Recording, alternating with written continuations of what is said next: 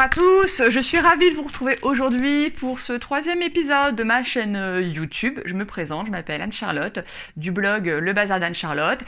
Comme d'habitude, si cette vidéo vous a plu, n'hésitez pas à liker, à commenter, à partager, ça fait toujours plaisir et ça motive pour la suite. Alors, pour ce troisième épisode, je vous avais plébiscité, je vous avais un petit peu sollicité via mon compte Instagram.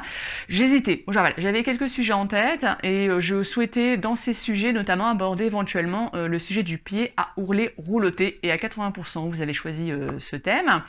Ce pied à ourler rouloté, donc pour machine à coudre, ça fait déjà quelques années que je l'utilise. J'aime beaucoup l'utiliser, ça fait des finitions très propres, très jolies. Mais vous êtes quelques-unes à ne pas savoir ce dont il s'agit et surtout comment bien l'utiliser. Donc moi je vous propose aujourd'hui d'aborder ce pied en plusieurs étapes. Tout d'abord, je vais vous le présenter.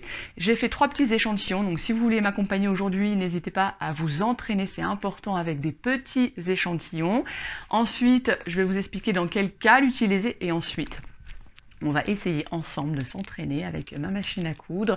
Il y a quelques petites astuces, mais vraiment il faut s'entraîner pour être à l'aise avec ce pied, parce que je crois que quand vous l'aurez testé, je vous assure que vous ne pourrez plus vous en passer. Voilà, c'est parti, et tout va se passer maintenant sur ma table. Mes échantillons sont prêts, et puis moi je possède 3 pieds, et je vais vous dire tout de suite pourquoi. Bien voilà, c'est parti. Alors, à quoi sert un pied à ourler rouloté? C'est tout simplement un pied avec un petit tunnel que l'on voit ici. Et qu'est-ce qui va se passer?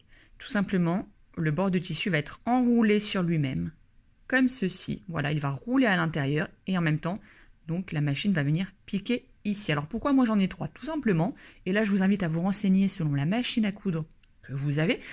J'en avais un du coup dans ma machine et j'ai dû en racheter 2. Donc celui-ci, c'est le plus grand. Il y a un chiffre ici, regardez le 6, il va vous permettre de faire des ourlets de 6 mm. Alors si on regarde bien, ici, on a bien 6 mm. Celui-ci, il est écrit aussi, regardez, donc, hop, 4 mm.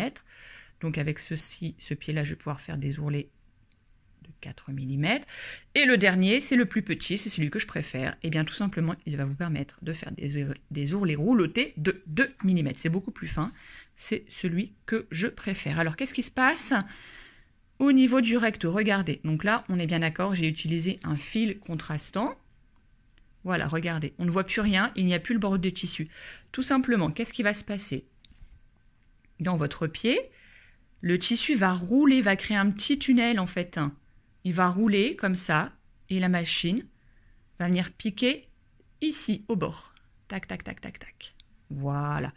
Donc c'est pour ça que c'est propre à l'intérieur et c'est propre sur l'extérieur.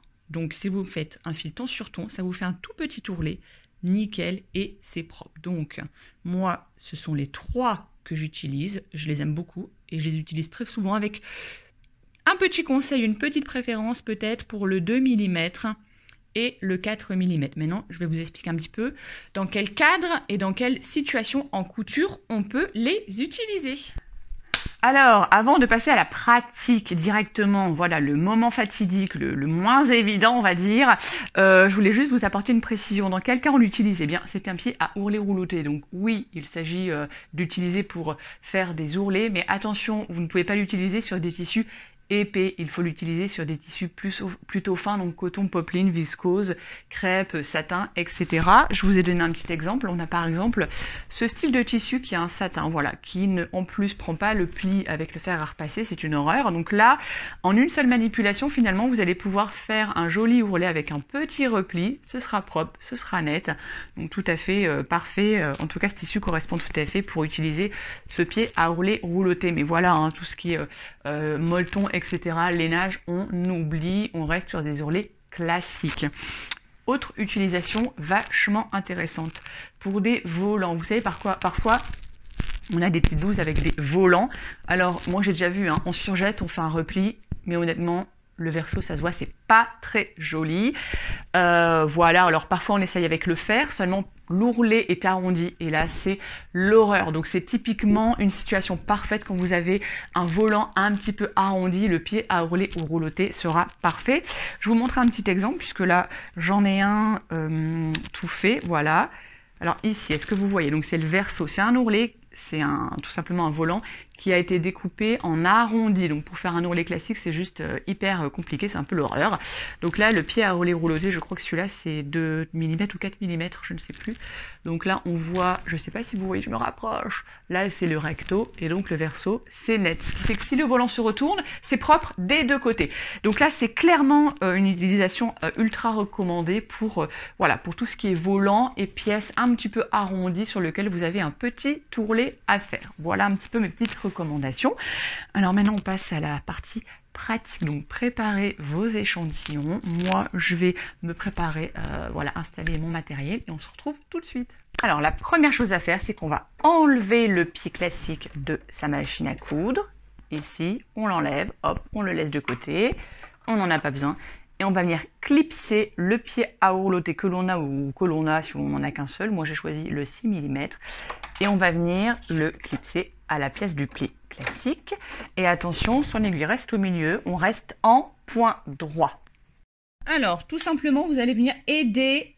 Voilà, moi, je fais d'abord un premier pli, là, comme ça, à la main. Voilà. Et ensuite, je vais venir tout simplement l'enrouler. Regardez, hop, hop, hop, hop, il s'enroule tout seul. Il s'enroule et c'est parti. Regardez, je le fais s'enrouler. Je l'aide à ce qu'il s'enroule en fait, tout simplement. Voilà. Et vous allez maintenir cette petite bande de tissu, donc pas comme ceci, mais bien en retournant légèrement. Ici, regardez. Et je maintiens. J'ai une main à gauche, une main à droite. Voilà. Et là, il va venir s'enrouler naturellement, donc à ce niveau-là. Et avec cette main-là, je maintiens ici le petit rentré.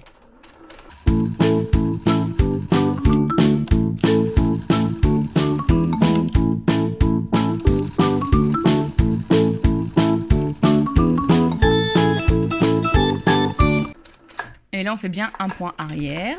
Ou moi, j'ai un point directement pour faire un nœud. Hop. Regardez. Regardez comme c'est nickel. Vous avez vu? Voilà, donc effectivement, au début, il faut vraiment, je vous conseille vivement de vous entraîner. Voilà, pour que ce soit joli. Mais je vous assure qu'avec un petit peu d'entraînement, on arrive à faire de jolis roulotés. Eh bien ça y est, l'épisode du jour est terminé. Merci d'avoir visionné ce petit tutoriel. J'espère qu'il vous a plu. Si vous avez des questions, je remets juste en dessous mon adresse mail. N'hésitez pas à me contacter. N'hésitez pas aussi à me laisser un petit commentaire pour peut-être me donner des idées pour les prochains épisodes. Moi, du coup, ça m'aide à construire cette chaîne. Et bien sûr, je vous remercie et je vous dis à très vite.